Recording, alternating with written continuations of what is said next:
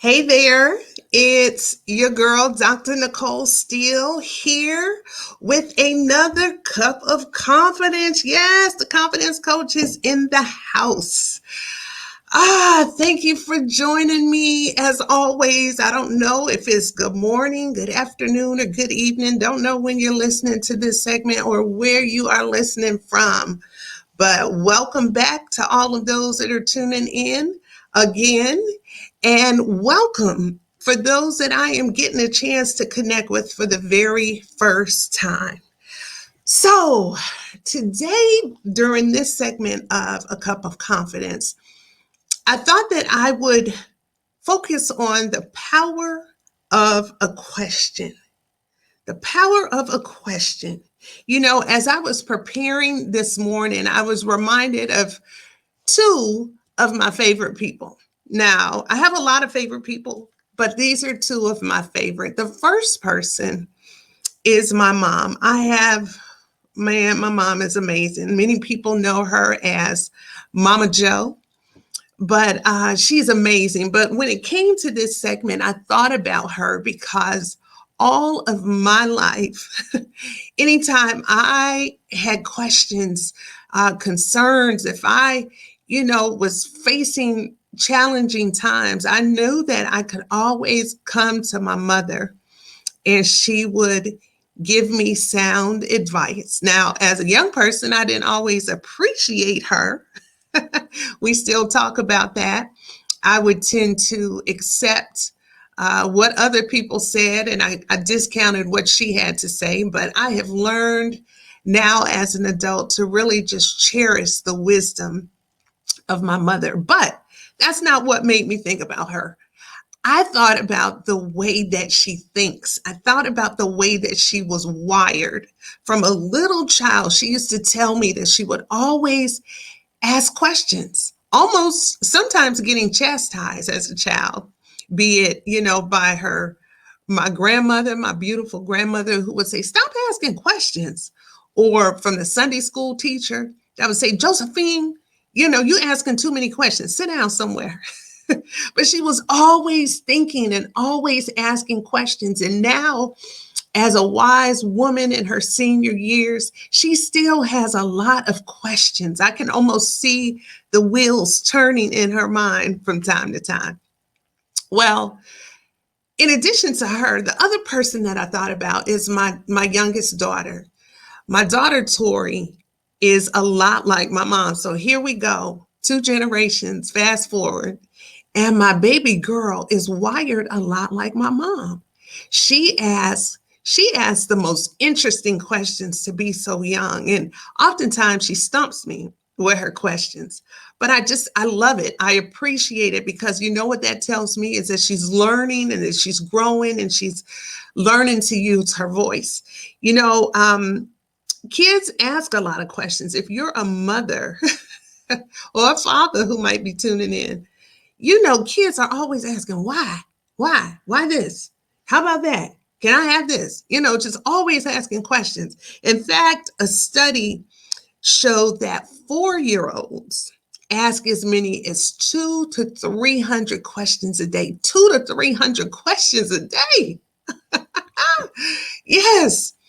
But you know what happens? The older we get, like if you fast forward, say, to middle school, they ask even fewer questions. And of course, when they get to high school, you can't hardly get them to talk sometimes.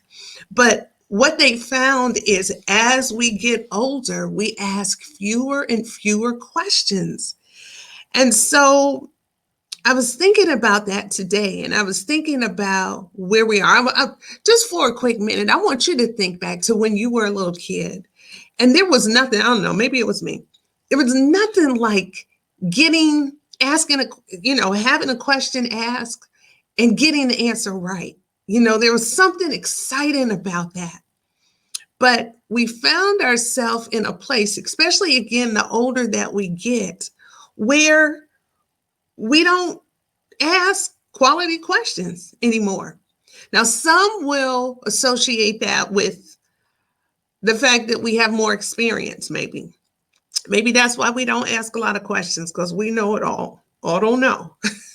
Some people might associate it with us being in such a get it quick now kind of society.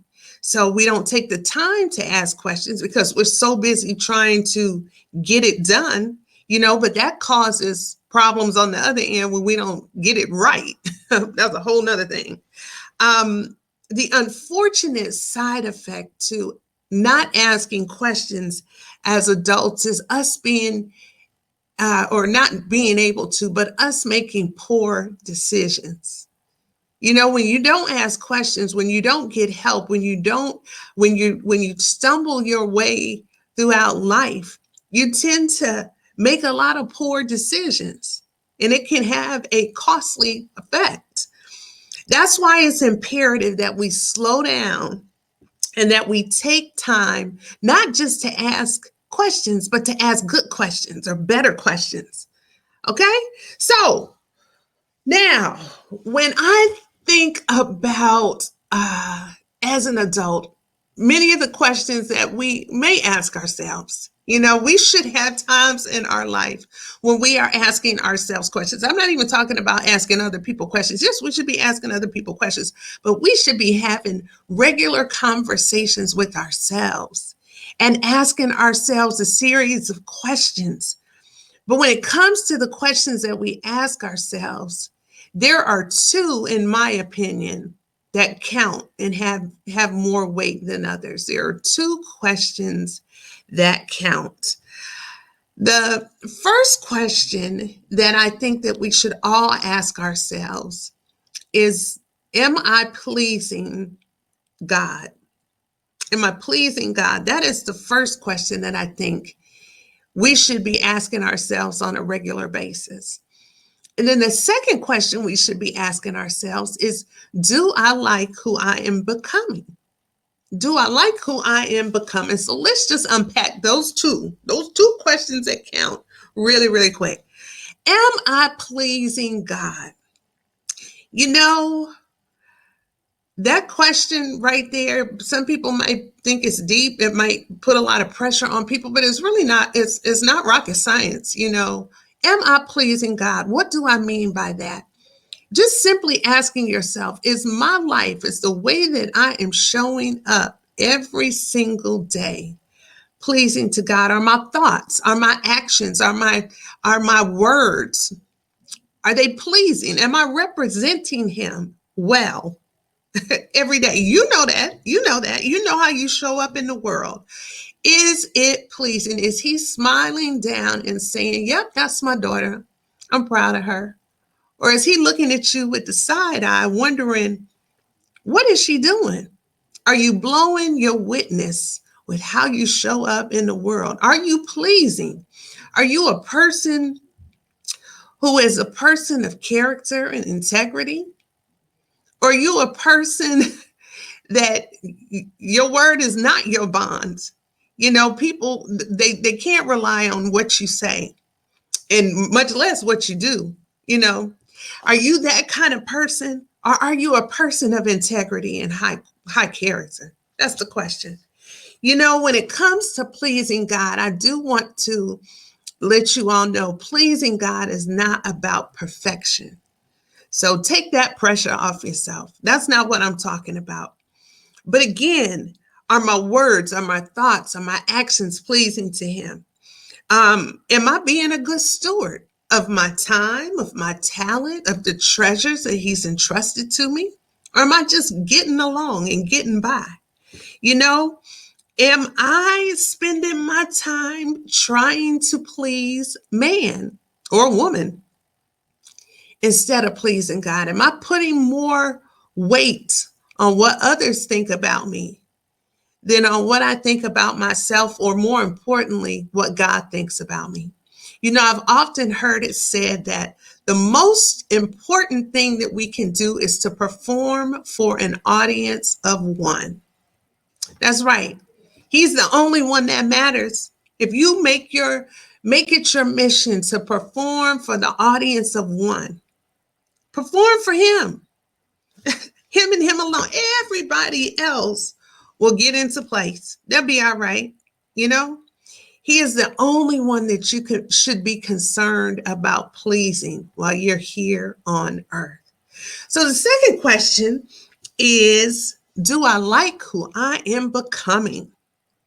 This is a little plug. I know many of you know First Lady Michelle Obama wrote a book several years ago called Becoming. And it's a beautiful book. I love it. I got the audio version. I got the hardback version. I had to keep it in my collection. But when I read it, it blessed me because it kind of catalogs her life from when she was a little child growing up in Chicago to, in the White House and beyond. And so it helped me as I was reading through her book. It reminded me that we are all becoming. We never, ever, ever, as long as we're here on earth, in my opinion, ever arrive. We should always be evolving and becoming a better version of ourselves. So back to the question, do I like who I'm becoming? Do you like who you're becoming? Do you like who you're becoming? That's a question. That's a question that you need to be asking yourself. Do I like who I am? Do I like where I'm going? Am I making better decisions today than I was a year ago today? Are you moving the needle, and is the needle moving in the right direction? Or are you stagnant? Are you like some stagnant water, stinking? You're not really moving. What is your story? Are you becoming? And are you becoming a better version of yourself or not? And if not, why not? Could it be your state of mind? Could it be the people that you're hanging around? Could it be you still doing the same thing and expecting this, different results, which they say is insanity? I think that's pretty accurate. Are you doing the same old thing and you wonder why you're miserable? Because you've not made any changes. Do you like who you're becoming? That is the question. So, am I pleasing God, and do I like who I am becoming? To me, those two questions, if you can honestly answer those two questions and feel good about your answers, that becomes the foundation on which you can begin to build true confidence. Because when you know I'm doing what God has called me to do, I know my Heavenly Father is smiling down on me. Though I'm not perfect, I'm doing the best that I can do in excellence to the best of my ability, in the words of Joyce Myers. That's what I'm doing every single day that I take my breath. If you can answer that question and then say, you know what? And I'm pleased with the progress. Yes. Speaking of Joyce Myers, let me make this Joyce Myers Day. So Joyce Myers, the author and preacher, she has a phrase that she says often. I might not be who I want to be, but thank God I'm not who I used to be. I think I said that right. But that's my story. I might not be where I want to be. This girl right here I'm still stretching. I'm still growing. I'm still becoming. How about you? But I'm not the girl I used to be. Thank God. I'm not the girl I used to be. So that's what we need to do every day, is wake up every day, make it our mission to first of all please God in our actions, in our words, in our thoughts, in our deeds, and how we show up in the world. And second of all, to just embrace the fact that we are becoming our best version of ourselves. And we'll constantly be becoming and stretching ourselves and growing ourselves. So that's what I'll have for you today, is your cup of confidence. Sip it up, sip it up. Enjoy. And don't forget to subscribe to this Cup of Confidence series. You can find it on YouTube. You can find it on my website. You can hop over to therealnicolesteele.com, where you can also hear archive messages from The Cup of Confidence, as well as Priceless Perspective. You can find resources, tips, and tools as well to help you build and grow your confidence. So again, I'm Dr. Nicole Steele. It's been real. Can't wait to check you out next time. God bless. Have a good week.